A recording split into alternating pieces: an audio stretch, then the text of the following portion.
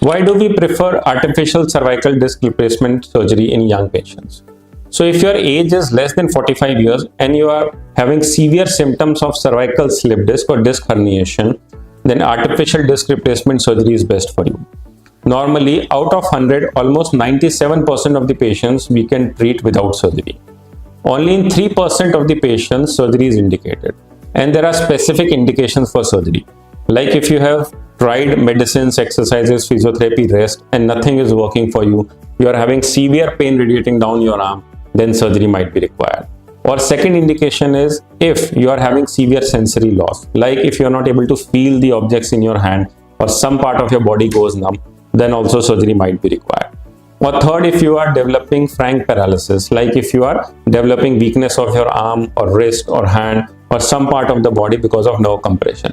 So in these three situations, surgery might be required.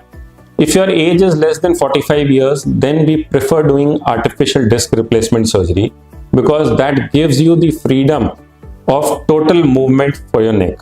Basically what happened, whenever there is a disc problem, we remove the damaged disc and we put a spacer or a disc in place of that. So when we put a simple spacer, some amount of movement gets reduced. However, when we put an artificial disc, then the rotation or the movement of the neck is restored. Like if the person wants to turn the neck to left side or right side or up or down. When we put a spacer, not a disc, then this movement gets restricted to some extent. However, when we put an artificial disc, this movement remains full. Also, since the movement keeps on happening between the bones, that means the disc allows movement, the pressure getting transferred to the adjacent disc also reduces.